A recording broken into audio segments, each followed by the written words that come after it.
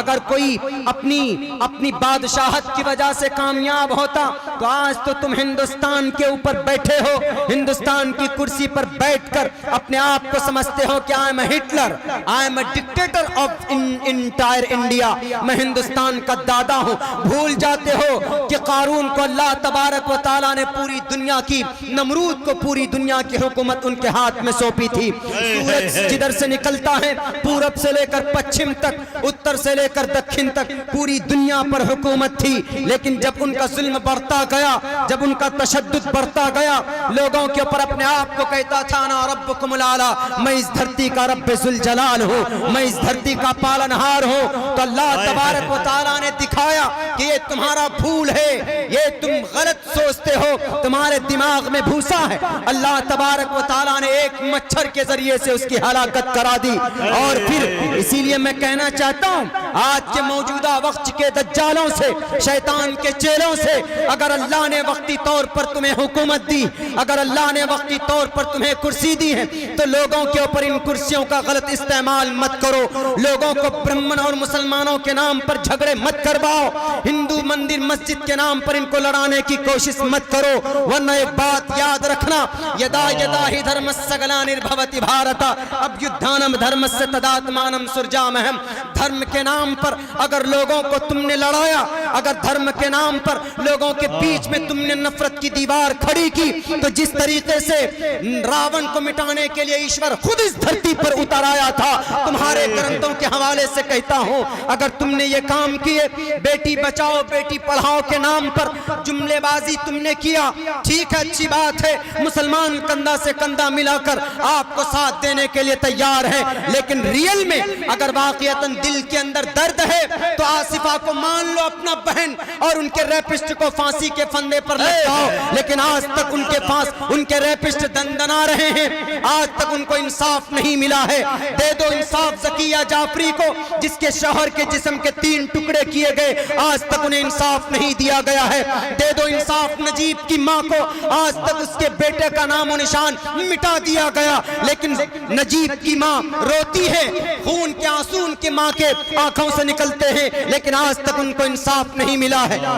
کیسی بات کرتے ہو کہ نہیں جناب ہم ہندوستان کی ناری کا سمان کرتے ہیں؟ اگر ناری کا سمان کرتے ہو تو 2 کروڑ عورتیں ایسی ہیں جو طوائف بنی بیٹھی ہیں، ان کا سمان کرو، ان کو طوائف کے ان کوٹھے سے بلا کر ان کا حق دو، ان کی شادیاں کرواؤ اور ان کو عزت کی زندگی دو۔ کیا وہ ہندوستان کی بیٹی نہیں ہے؟ کیا وہ ہندوستان کی ناری نہیں؟ یہی مظفر پور کے شیلٹر ہوم کے اندر معصوم 12 بچیوں کی عزت و ناموس کو لوٹ کر ان کو زندہ زمین کے اندر گاڑ دیا گیا۔ کیا وہ ہندوستان کی بیٹی نہیں تھی؟ کیا وہ ہندوستان کی آن بان شان نہیں بن سکتی تھی؟ یہ جملے بازی بند کرو، یہ لوگوں کو بے وقوف بنانے کا کام بند کرو، ورنہ ایشور تمہیں دیکھ رہا ہے۔ پاپشٹھاستے پرپشانتی یم روپم بھینکرم، اگر پاپ کرو گے تو انجام بھینکر ہوگا، اس دھرتی کے اوپر تمہیں رب کبھی بخشش نہیں کرے گا۔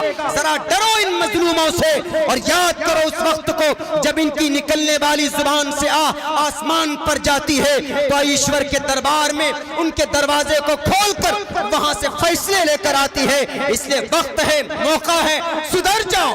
قرآن پر اعتراض کرنے سے، ہندو مسلمانوں کے بیچ میں تفریق کی دیوار کھڑی کرنے سے، ہمارے ہندو بھائیوں میں آپ کو بڑا بھائی مانتا ہوں، مسلمان آپ کے چھوٹے بھائی ہیں، بذات آپ کے ہندو مسلمانوں کے بیچ میں کوئی رنجش اور کوئی تناؤ نہیں، لیکن کیا کیجئے گا کچھ راون اور دجال کے انش موجود ہیں اس دھرتی کے اوپر جو اپنی غرض، اپنی مفاد کے لیے، اپنی کرسی کی بچاؤ کے لیے یہ کہیں پر مندر کے نام پر، کہیں پر مسجد کے نام پر اور کہیں قرآن کریم کے اوپر اعتراض کر کے کہیں پر کہتے ہیں کہ یہ برقعے والی عورتیں، ان کا تو حق مار لیا ہے ان مسلم مولاناؤں نے، ان مسلمان نے عورت کو حق کیا دیا؟ عورت کو تو حق ہی نہیں دیا، اس لیے کہ عورت کو کہتا ہے کہ تم پردے میں رہو۔ قرآن کریم نے کہا قُلْ لِلْمُؤْمِنَاتِ يَغْضُضْنَ مِنْ أَبْصَارِهِنَّ وَيَحْفَظْنَ فُرُوجَهُنَّ وَلَا يُبْدِينَ زِينَتَهُنَّ۔ بھئی اس کا مطلب یہ نہیں کہ اس کی وہ ترقی نہیں کر سکتی۔ ابھی ڈاکٹر صاحب بیٹھے ہوئے ہیں، ان کے ریلیشن کی ایک لیڈی ہے، وہ ڈاکٹر ہے، کیا وہ عورت ہے؟ ڈاکٹر نہیں، وہ لڑکی۔ پردے کے اندر رہ کر آپ پائلٹ بن سکتی ہیں، پردے کے اندر رہ کر آپ आप डॉक्टर बन सकती, MBBS डॉक्टर बन सकती, MD बन सकती। मेरी मामू की वाइफ खुद यूक्रेन के अंदर MD डॉक्टर बनी बैठी। मैंने खुद आज तक उनके हाथों के उंगलियों के नाखून नहीं देखे। तुम ये कौन सी ये तुमने वबा और हवा फैलाने की कोशिश की है कि मुस्लिम बहनों तुम्हारा हक नहीं दिया जा रहा है इस्लाम के अंदर, इसलिए कि तुम्हें सर से पैर तक ढांप दिया। अरे सर से पैर तक ढांपने का मकसद इनका सिर्फ इनकी प्रोटेक्शन है कि इनकी हिफाजत हो, इनकी इज्जत की हिफाजत हो, इनकी तरफ शैतानी निगाहें न उठे। ये मकसद है इसका, कुरान का, इस्लाम का। कुरान तो जिना से बचने का रास्ता बताता है। तुम तो जानी हो, तुम तो जिना करते हो। माइक पर तो बोलते हो बेटी बचाओ बेटी पढ़ाओ, लेकिन अंदर ही अंदर उन मासूम बच्चों की इज्जत व आबरू के साथ तुम खिलवाड़ करते हो।